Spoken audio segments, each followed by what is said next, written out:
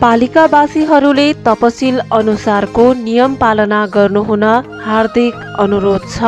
सामाजिक समस्या जस्तै बालविवाह, श्रम शोषण, दाइजो प्रथा, बहुविवाह, छुवाछुत, मद्यपान, जुवातास, घरेलु हिंसा, लागु औषध सेवन, अन्धविश्वास, सामाजिक भेदभाव लगायत अन्यको खुलेर प्रतिकार गरौँ र यस्तो भए गरेको पाइएमा सम्बन्धित निकायलाई कारबाहीको लागि जानकारी गराउँ। जन्म दर्ता, मृत्यु दर्ता, विवाह दर्ता, बसाइसराई लगायत अन्य घटना दर्ता सम्बन्धी काम समयमै गरौँ।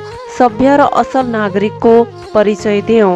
समयमा कर तिरौँ र जरिवानाबाट बचौँ। समयमा कर नतिर्दा वडा वा पालिकाबाट पाइने सेवा सुविधाबाट वञ्चित हुनुपर्छ। सार्वजनिक स्थलहरू जस्तै नदी, खोला, नाला, पोखरी, तालतलैया, पार्क, उद्यान एवं धार्मिक, सांस्कृतिक, ऐतिहासिक धरोहर तथा अन्य सार्वजनिक स्थलको संरक्षण, मर्मत र सरसफाइमा विशेष ध्यान देऊ। बेमौसमी खेतीलाई प्रोत्साहन गरौँ।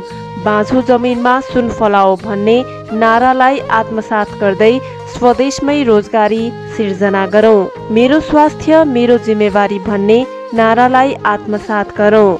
योगा, ध्यान, कसरत आदि दैनिक गर्ने गरौँ। नदीजन्य पदार्थको गैर कानुनी उत्खनन तथा दोहन भएको थाहा पाए तुरुन्त नजिकको प्रहरी कार्यालय, स्थानीय सरकार वा सम्बन्धित निकायलाई जानकारी गराउँ। देशव्यापी रूपमा सञ्चालन हुन गइरहेको राष्ट्रिय परिचय पत्र निर्माण कार्यमा सहभागी हौँ। असल नागरिकको कर्तव्य पूरा गरौँ। यस कार्यालयको सम्पूर्ण ठेक्का, टेन्डर प्रक्रिया अनलाइन माध्यमबाट भइरहेको हुँदा ढुक्क भई सेवा लिन सम्बन्धित सबैमा अनुरोध छ। गाउँ टोलमा झै झगडा विवाद नगरौँ। यदि भइहाल्यो भने वडामा स्थापित मेलमिलाप केन्द्र वा न्यायिक समितिको माध्यमबाट समस्याको समाधान गरौँ। सरलाई कार्यक्रममा स्वागत गर्न चाहन्छौँ। धन्यवाद। यहाँहरूलाई धेरै धेरै धन्यवाद छ। र त्रिवेणी गाउँपालिकामा विशेष गरी हामी स्वागत पनि गर्दछौँ। सर, तपाईँ यहाँ रहेर काम गरिराख्नु भएको छ। यो आर्थिक वर्षमा तपाईँहरूले विशेष प्राथमिकता कुन कुन क्षेत्रलाई दिनुभएको छ? कसरी अगाडि बढ्दा भने अनुसारको लक्ष्य उद्देश्य प्राप्ति गर्न सकिएला? बजेट नीति कार्यक्रमले के भनेको छ सर?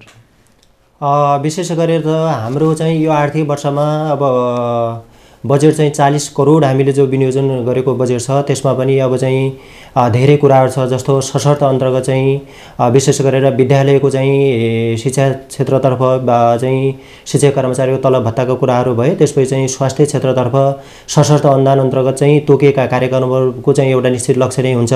त्यो बाहेकका चाहिँ हामीले अब गाउँपालिकाबाट विनियोजन गरिएको जो बजेट हुन्छ त्यो बजेटमा हामीले नीति ल्याउँदै गर्दा विशेष गरेर हामीले पशु सेवातर्फ चाहिँ कसरी त्रिवेणी गाउँपालिकामा पशु व्यवसायलाई चाहिँ एउटा आत्मनिर्भर बनाउन सकिन्छ र चाहिँ नागरिकको जीविकोपार्जनमा सुधार गर्न सकिन्छ भनेर मेन गरेर चाहिँ एउटा त्यसलाई चाहिँ प्रमुख एउटा लक्ष्यको रूपमा नै अगाडि लिएको छ। त्यसै गरी चाहिँ जनता नागरिकको चाहिँ स्वास्थ्य अवस्थालाई कसरी सुधार गर्ने भन्ने सन्दर्भमा पनि एउटा स्वास्थ्यतर्फ हामीले विशेष फोकस गरेर त्यसतर्फ बजेट लक्षित गरेका छौँ। त्यसपछि चाहिँ पूर्वाधारका कुराहरू भए जसमा चाहिँ सडकको स्तर वृद्धि गर्ने कुराहरू भए। अनि त्यसै गरी चाहिँ खानेपानी क्षेत्रतर्फ जस्तो खानेपानीमा हामीले एक घर एक धारा बनाएर चाहिँ एक घर एक धाराको माध्यमबाट चाहिँ घर घरमा नागरिकको घर घरमा चाहिँ खानेपानीलाई पुर्याउने र चाहिँ खानेपानीको मार्फत चाहिँ उनीहरूको चाहिँ एउटा जस्तो खानेपानीमै जोडिँदाखेरि उनीहरू चाहिँ जस्तो अन्य कुराहरूमा पनि घर घरमा एउटा सेवा त्यो पुग्यो भनेपछि अन्य कुराहरूमा पनि उहाँहरूलाई सजिलो होला भन्ने उद्देश्यले हामीले खानेपानीमा एक घर एक धारा पनि पुर्याउँदैछौँ। त्यसपछि चाहिँ हामीले स्वास्थ्यतर्फ कुरा मैले गरिसकेँ। अनि कृषितर्फ विशेष के छ भनेपछि हामीले जस्तो त्रिवेणी गाउँपालिका विशेष गरेर सुन्तलाको राम्रो एउटा उत्पादन हुने क्षेत्रको रूपमा हामीले सुन्तलाको एउटा व्यावसायिक क्षेत्रको रूपमा पकेट क्षेत्रको रूपमा लिने गर्दछौँ र त्यसै गरी जस्तो किवी खेतीको पनि पछिल्लो समय राम्रो एउटा उ छ र ट्रायलको रूपमा हामीले लाउनु यो चाहिँ हाम्रो त्रिवेणीको विशेष गरेर 3 नम्बर वडातर्फ लाउनु भएको रहेछ त्यो राम्रोसँग फस्टाएको छ र अहिले चाहिँ किवी खेतीलाई पनि प्रमोट गरिरहनु भएको छ र चाहिँ हाम्रो सुन्तला भनेको चाहिँ त्रिवेणी गाउँपालिका वार्ड नम्बर 3 मा एकदम राम्रो सुन्तला हुने क्षेत्र भयो त्यसै गरी 4 नम्बरमा भयो र त्यसपछि पशुपालनमा पनि जस्तो हाम्रो चाहिँ विशेष गरेर पशुपालनमा तर्फबाट जस्तो खसी बोकाहरू हामीले चाहिँ बाहिर निर्यात गर्ने गर्दछौँ हामीले चाहिँ त्रिवेणी गाउँपालिका सहकारीलाई जोड्ने सहकारीको माध्यमबाट चाहिँ हामीले जस्तो हामीले त्यस अन्तर्गत जस्तो चाहिँ उत्पादन भएको खसी बोकालाई सहकारीको माध्यमबाट चाहिँ बाहिर ग्राहकहरूलाई चाहिँ खोजी गर्ने र खोजी गरिसकेपछि उहाँहरूले हाम्रा किसानहरूले सहकारीमा खसी बोकालाई लैजानुहुन्छ र त्यसपछि त्यो कोर्डिनेसनको माध्यमबाट सहकारीले चाहिँ सङ्कलन गरिदिने र सहकारीले जति पनि खसी बोका उत्पादन हुन्छ त्यो उत्पादन भएको खसी बोकालाई चाहिँ उहाँहरूको थ्रु चाहिँ बाहिर बिक्री वितरण गर्ने गरिन्छ र हामीले प्रति केजी 1 केजी बराबर चाहिँ जिउँदो खसी बोकामा 1 केजी बराबर 20 रुपियाँ हामीले नगद अनुदान दिने गरेका छौँ। त्यसो हुँदाखेरि उहाँहरू चाहिँ खसी बोकामा एकदम पुरै चाहिँ त्यो बाख्रा पालन व्यवसायमा आकर्षित हुनुभएको छ र त्यसपछि चाहिँ अब जस्तो हामीले चाहिँ अब सिप सिकाएर आत्मनिर्भर बनाउनुपर्छ भन्ने उद्देश्यले पनि हामीले जस्तो चाहिँ जस्तो अहिले पछिल्लो समयमा यो वर्ष एउटा सेनिटरी प्याडलाई चाहिँ सिकाउने एउटा सिकाइसकेपछि हामीले जस्तो कसले लगानी गर्न चाहनुहुन्छ त विशेष गरेर लगानी गर्न जो चाहनुहुन्छ त्यस्ता खालकालाई चाहिँ हामीले सुरुमा चाहिँ आवेदन सङ्कलन गरेका छौँ। त्यो सङ्कलन गरेको आवेदनको आधारमा उहाँले अब भविष्यमा पनि हामी चाहिँ त्रिवेणी गाउँपालिका नै सेनिटरी प्याड उत्पादन गर्छौँ र उत्पादन गरिसकेपछि पछि चाहिँ हामीले उहाँहरूले उत्पादन गरेकोलाई चाहिँ यही स्थानीय क्षेत्रमै त्रिवेणी गाउँपालिका नै एउटा पालिकामा नै खपत गर्ने गरेर हामीले चाहिँ त्यो सोच बनाएका छौँ र अब चाहिँ भर्खर सेनिटरी प्याडको कार्यक्रम चाहिँ अगाडि भर्खर बढ्दैछ। हामीले अहिले यो वर्ष चाहिँ तालिम सिकाइसकेपछि आउँदो वर्ष चाहिँ 50% उहाँहरूको एउटा त्यसमा चाहिँ लगानी हुन्छ र 50% पालिका लगानी गरिदिन्छ। त्यो लगानी जोइन्ट लगानीको माध्यमबाट उहाँहरूलाई चाहिँ अब त्यसमा उत्पादन पनि बढाउने अहिले चाहिँ सिकाइने भयो। आउँदो वर्ष उत्पादन नै बढाएर चाहिँ एउटा चाहिँ त्रिवेणी गाउँपालिकामा सेनिटरी प्याड यतैबाट उपलब्ध गराउने त्यसबाट चाहिँ एउटा नागरिकको उहाँहरूको चाहिँ एउटा चाहिँ उद्यमशीलता पनि एउटा विकास हुने नै भयो। त्यो खालको कुराहरू भए र यसरी त्रिवेणी गाउँपालिका चाहिँ आफ्नो क्षेत्रमा सबै क्षेत्रतिर कृषि पशुपालनका क्षेत्रहरू भए त्यसपछि उद्योगको क्षेत्रहरू भए। तपाईँले सम्भावनाका कुरा पनि जोड्नुभयो होइन, कृषिमा विशेष सम्भावना छ भनेर।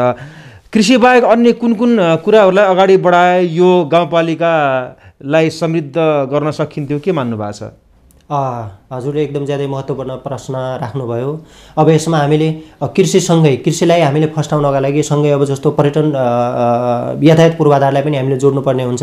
त्यस कारणले यातायात पूर्वाधारका लागि पनि हामीले चाहिँ जस्तो सडक सुविधालाई चाहिँ अलि बढी व्यवस्थित बनाउनुपर्छ भन्ने उद्देश्यले अहिले पहिले जो एउटा ट्र्याक ओपन भइसकेको छ, जस्तो ट्र्याक ओपन भएकै पनि हामीले जस्तो यो त्रिवेणी गाउँपालिका वार्ड नम्बर 4 हुँदै जस्तो राप्ती राजमार्गको एउटा वैकल्पिक बाटोको रूपमा हामीले यो लुहाम हुँदै माथि चाहिँ फलाबाङबाट चाहिँ फलाबाङ मखुनटाक्री हुँदै दाङ जोड्ने एउटा बाटो छ। त्यो बाटो पनि हामीले चाहिँ उत्पादन भएको सुन्तलाहरूलाई हामीले बाहिर पठाउन सक्छौँ। त्यसपछि यता 3 नम्बरमा पनि फेरि यो ढुङ्गी बगर हुँदै त्यहाँबाट पनि माथि गएको एउटा बाटो छ। सबै बाटोको माध्यमबाट बाटोलाई हामीले स्तर वृद्धि गरिदियौँ भने त्यहाँबाट उत्पादन भएको जो एउटा गाउँमा उत्पादन भएको कृषिजन्य जस्तो चाहिँ तरकारीका कुराहरू भए अनि त्यसपछि चाहिँ अरू फलफुलजन्य कुराहरू भए त्यो सबैलाई हामीले बाहिर पठाउन सक्छौँ भन्ने कुरा चाहिँ हामीले सोचेर त्यसरी कृषि प्लस अन्य कुराहरूलाई पनि हामीले एउटा पूर्वाधार। तपाईँले अब सम्भावनाको कुरा जोडिहाल्नुभयो, भनिहाल्नुभयो। अब काम गर्ने क्रममा आइपरेका समस्या अप्ठ्यारा चुनौती तपाईँहरूलाई के हुन्छ सर? अब यसमा यस्तो सर हामीले चाहिँ अब काम गर्दाखेरि अब जस्तो बजेटकै कुराहरू आउने भए हाम्रो चाहिँ जस्तो आन्तरिक स्रोतको कुरा गर्ने हो भने आन्तरिक स्रोत एकदम निकै न्यून मात्रै छ। 50 लाखको हामीले पेरिफेरीमा हामीले आन्तरिक स्रोतको आय अनुमान गरेको अवस्था छ। त्यसको नजिक हामीले एउटा कलेक्सन गर्दै जाँदा चाहिँ आन्तरिक स्रोत अब त्यो बराबर त पुग्ला, तर हामीले धेरै मात्रामा आन्तरिक स्रोत सङ्कलन गर्न सक्ने अवस्था पनि छैन। हाम्रा आन्तरिक स्रोतका क्षेत्रहरू हामीले खोज्दै गर्दा पनि धेरै क्षेत्रहरू पनि छैनन् र त्यसपछि हामीले अब चाहिँ सङ्घीय सरकारको भर पर्दै जाँदा पनि अब सङ्घीय सरकारको चाहिँ उसको एउटा स्रोतको कुराहरू भए र उसले सङ्कलन गर्ने राजस्वको कुरा भयो। त्यो कारणले गर्दा पनि हामीले चाहिँ माथिबाट अपेक्षाकृत रूपमा चाहिँ प्राप्त हुन नसकेको अवस्था पनि भयो। नत्र अब हामीले आउने भनेको चाहिँ विकास बजेट भनेको चाहिँ पुँजीगत बजेट हेर्ने हो भने अब चाहिँ 10 करोडको हाराहारीमा आउने, त्यही भित्र पनि हामीले सानसाना कुराहरू, नागरिकका सानसाना कुराहरू पनि गर्नै पर्ने हुन्छ। त्यसपछि लिएर अब ठुला सडकका कुराहरू भए, त्यसपछि लिएर अब हरेक नागरिकहरूले विभिन्न किसिमका मागहरू लिएर आउनुहुन्छ। हामीलाई तुरुन्त यही वर्षभित्र खानेपानीको सेवा हरेक घर घरमा पुग्नुपर्छ भन्नुहुन्छ। त्यसपछि विद्युतका कुराहरू घर घरमा पुर्याउनुपर्छ भन्ने कुराहरू गर्नुहुन्छ। सबैतिर हामी पुग्न सकेका छैनौँ। यी यावत चाहिँ धेरै किसिमका तपाईँहरूले लक्षित वर्गलाई भनेर के कस्ता कार्यक्रमहरू सञ्चालन गर्न सक्नु भएको छ? विगतमा के भयो र अहिले कसरी अगाडि बढ्दा सबैको भलो हुन्थ्यो, के मान्नु भएको छ तपाईँहरूले? अब यसमा लक्षित वर्गतर्फ हामीले हेर्ने हो भने विशेष गरेर यो वर्ष हामीले महिला तथा बालबालिका शाखाबाट हामीले जे अगाडि बढाइराखेका छौँ, यसमा महिला तथा बालबालिका शाखाबाट सर्वप्रथम हामीले के गर्यौँ त भन्दाखेरि सुरुमा लक्षित वर्गहरू अन्तर्गत जस्तो चाहिँ जनजाति का कुराहरू भए, त्यसपछि लिएर दलिततिर मुस्लिम तर्फहरू भयो, त्यसपछि चाहिँ अपाङ्ग वर्गतर्फ भयो। यो सबैलाई हामीले चाहिँ सुरुमा चाहिँ गाउँपालिकामा जम्मा गऱ्यौँ र एउटा चाहिँ सुरुमा एक खालको एउटा अभिवर्धन कार्यक्रम पनि राख्यौँ। उहाँहरूलाई ओरिएन्टेसन गरिसकेपछि अब हामीले उहाँहरूबाट हामीले बजेट चाहिँ विनियोजन गऱ्यौँ। विनियोजन गरिसकेपछि तपाईँहरूलाई हामीले चाहिँ के गर्न सक्छौँ, जस्तो हाम्रा दलित तर्फका चाहिँ थुप्रै एउटा दलित सञ्जाल हामीले हरेक एउटा चाहिँ यो जात जाति लक्षित भएर हामीले सञ्जालहरू गठन गरेका छौँ। त्यो सञ्जालको माध्यमबाट उहाँहरूले के ल्याउनुहुन्छ त उहाँहरूको कार्यक्रम, उहाँहरूको माग के छ, जस्तो जनजातिको माग के हो, दलित तर्फको माग के हो, मुस्लिम तर्फको माग के हो, त्यो मागलाई हामीले सङ्कलन गऱ्यौँ र त्यो माग सङ्कलनको क्रममा हामीले प्रस्तावना आह्वान गऱ्यौँ। प्रस्तावना पेश गर्नुहोस् भनेर प्रस्तावना आह्वानको सूचना हामीले प्रकाशन गऱ्यौँ। त्यो प्रकाशन गरेको सूचना बमोजिम उहाँहरूले अहिले चाहिँ प्रस्तावनाहरू पेश गर्दै हुनुहुन्छ। त्यो पेश गरिसकेपछि हामीले चाहिँ कार्यक्रम अगाडि बढाउँछौँ। तर हामीले के हुन्छ त भन्दाखेरि जस्तो कार्यक्रम लक्षित वर्गतर्फ कार्यक्रम पालिकाले विनियोजन गर्ने, तर हामीले आफैले माथिल्लो तर्फबाट हामीले आफैले सोचेर चाहिँ कार्यक्रम अगाडि बढाइयो भने त्यो प्रभावकारी हुँदैन भनेर हामीले सोचेर उहाँहरूको माध्यमबाट के कार्यक्रम आउँछन्, उहाँहरूको आवश्यकता के हो, उहाँहरू कसरी चाहिँ व्यवसायिक बन्न सक्नुहुन्छ, त्यो कुरा हामीले सोचेर प्रस्तावना ल्याउने। त्यो प्रस्तावनालाई हामीले चाहिँ एउटा अध्ययन गरेर थप प्लस हामीले त्यसमा सुधार गर्नुपर्ने कुराहरू के हुन सक्छन्, प्लस सुधार पनि गरिदिएर अब यो गर्नुहोस् भनेर चाहिँ हामीले एउटा चाहिँ निर्दिष्ट कुराहरू पनि राखिदिन्छौँ र त्यसको आधारमा एउटा अगाडि बढाउने हाम्रो सोच छ। र अहिले स्थानीय सरकार भनेको घर आँगनको सरकार पनि हो सर, होइन? यो सरकार अहिले धेरै भ्रष्ट भयो, अनियमितता, आर्थिक चलखेल, भ्रष्टाचार बढी स्थानीय सरकारमै छ भनेर पनि जनताले गुनासो गर्नुहुन्छ। तपाईँ त प्रमुख प्रशासकीय अधिकृत हुनुहुन्छ, सुशासन कायमका लागि के गर्नुभएको छ? सरले एकदम धेरै राम्रो प्रश्न गर्नुभएको छ। विशेष गरेर भ्रष्टाचार निवारणका सन्दर्भमा हामीले हेर्ने हो भने जस्तो भ्रष्टाचार हुने सम्भावित क्षेत्रहरू के हुन्, पहिलो कुरो यो कुरा हामी एउटा निर्केल हुनुपर्ने हुन्छ। हामीले त्रिवेणी गाउँपालिकामा विशेष गरेर जति यो पूर्वाधारका क्षेत्रहरू छन् ती सबै पूर्वाधार क्षेत्रहरूलाई हामीले व्यवस्थित गर्नको लागि के गरेका छौँ त भन्दाखेरि सुरुमा जस्तो यसमा उपभोक्ता समितिको तर्फबाट हुने योजनाहरू छन् भने उपभोक्ता समितिबाट गर्दैछौँ। र त्यसपछि सडकतर्फका हामीले जति आयोजनाहरू छन् ती सबै आयोजनालाई हामीले एकीकृत गरेका छौँ। सबै वडाभरिका योजनाहरू जस्तो 1 लाखकै होलान्, 1 लाखभन्दा माथि 5 लाखका होलान्, सबै सडकका आयोजनाहरूलाई हामीले चाहिँ एकीकृत गर्ने र एकीकृत गरेर टेन्डर गरिदिने त्यो प्रक्रियामा हामी लाग्यौँ। त्यो गर्दाखेरि टेन्डर गर्दाखेरि जस्तो हाम्रो वडा नम्बर 3 भरिको हामीले एउटा 3 नम्बर वडाभरिको एउटा टेन्डर गरिदिएर 25 लाख जति भएको थियो। ठेक्का आह्वान गर्दा 15 लाखमा ठेक्का चाहिँ बोलपत्रमा उहाँले पेश गर्नुभएको छ। र त्यसपछि अर्को 2 नम्बरमा पनि 15 लाखको सबै कलेक्सन गर्दा 15 लाखको बराबरको गर्दाखेरि 7 लाखमा राख्नु भएको छ। यसरी हेर्दाखेरि चाहिँ हामीले प्रतिस्पर्धामा व्यापक प्रतिस्पर्धामा गएका छौँ र त्यसपछि काम गराउँदै गर्दा पनि गुणस्तर नियन्त्रण गर्नुपर्छ भनेर हामी पटक जस्तो वडा स्तरको एउटा अनुगमन संयन्त्र छ, पालिका स्तरको अनुगमन संयन्त्र छ र त्यसरी चाहिँ वडाले अनुगमन पनि गर्ने प्लस पालिकाले अनुगमन गर्ने। त्यसपछि हाम्रा सबै प्राविधिकहरू वडा कार्यालयहरूमा हुनुहुन्छ।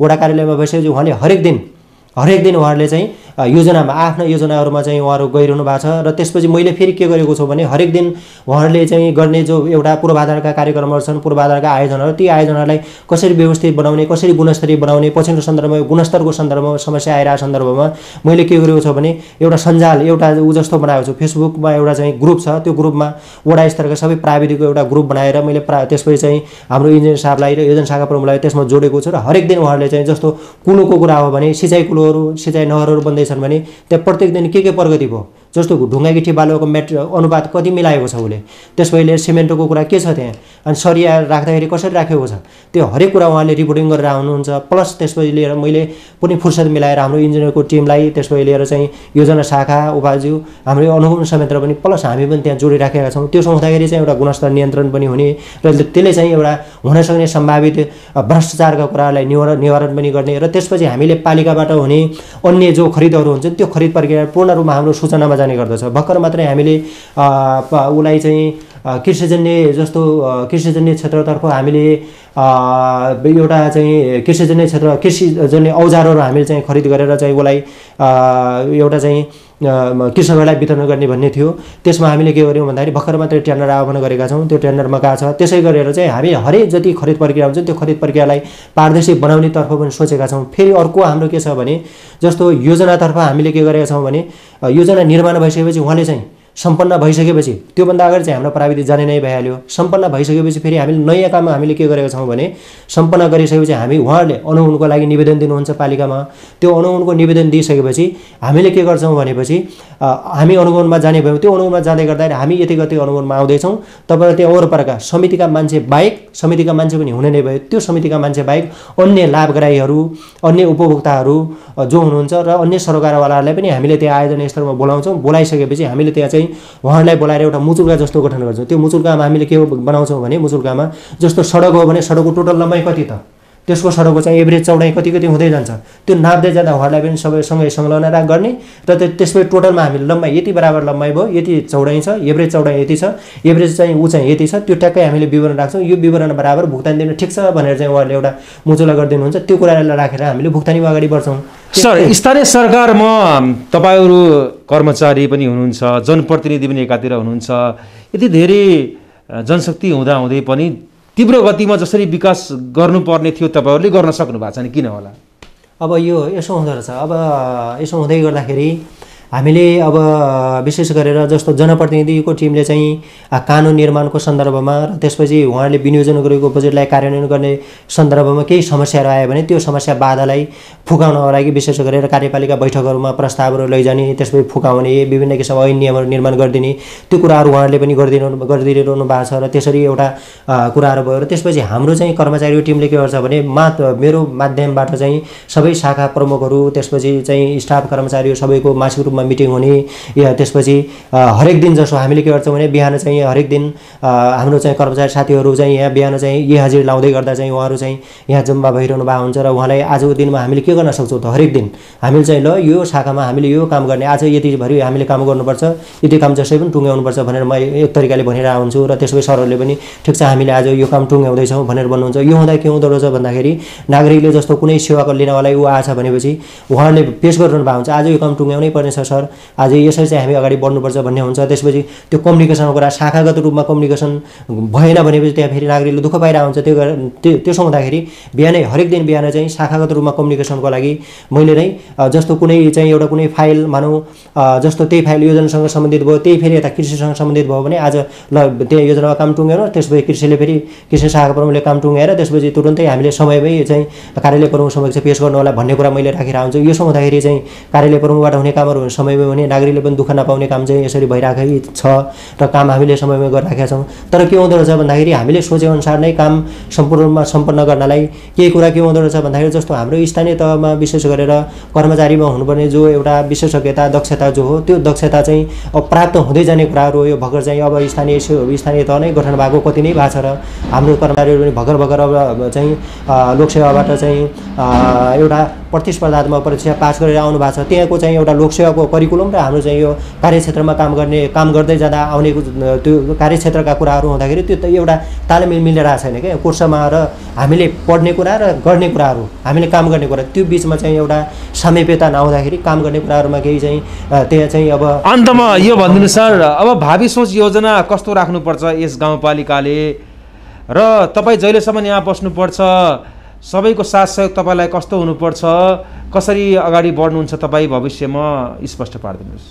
अब यसमा विशेष गरेर हामीले चाहिँ अब पालिकालाई त्रिवेणी गाउँपालिकालाई समृद्ध बनाउनको लागि हामीले विशेष गरेर हाम्रा जति क्षेत्रहरू छन्, विशेष गरी पूर्वाधारका क्षेत्र, सामाजिक विकासका क्षेत्रहरू, आर्थिक विकासका क्षेत्रहरू, यी सबै क्षेत्रलाई चाहिँ अगाडि बढाउनको लागि हरेक क्षेत्रतर्फ हरेक विकासका यिनी आयामहरूलाई सँगसँगै जोडेर हामी अगाडि बढ्नुपर्ने हुन्छ। त्यो जोड्दै जाँदाखेरि हामीले फेरि नागरिकसँग समन्वय गर्ने कुराहरू भए, गैर सरकारी संस्थाहरूसँग समन्वय गर्ने कुराहरू भए, त्यसपछि हाम्रो चाहिँ पत्रकारज्यूहरूसँग हामीले समन्वय सहकार्य गर्दै अगाडि बढ्ने कुराहरू पनि छँदैछन्। र सँगसँगै हामीले चाहिँ पालिकाभित्रका चाहिँ सम्पूर्ण कर्मचारी साथीहरूको चाहिँ एउटा कर्मचारीहरूको दक्षता अभिवृद्धि गर्ने र उहाँको चाहिँ एउटा पेसागत क्षमता अभिवृद्धि गर्नको लागि तालिम राख्ने र त्यो तालिमको माध्यमबाट अभिमुखीकरण गराउने र सफल बनाउने, उहाँको चाहिँ एउटा दक्षता अभिवृद्धि गरियो भनेपछि पक्कै पनि सफल भइन्छ। र प्लस त्यसपछि हामीले बनाउनु पर्ने ऐन कानुनहरू जति छन् त्यो छुटेका ऐन कानुनहरूलाई यथाशीघ्र चाहिँ बनाउने, निर्माण गर्ने र त्यसको कार्यान्वयन गर्ने कार्य गरियो भने पक्कै पनि हामी त्रिवेणी गाउँपालिकालाई समयमै समृद्ध बनाउन सकिन्छ भन्ने कुरामा चाहिँ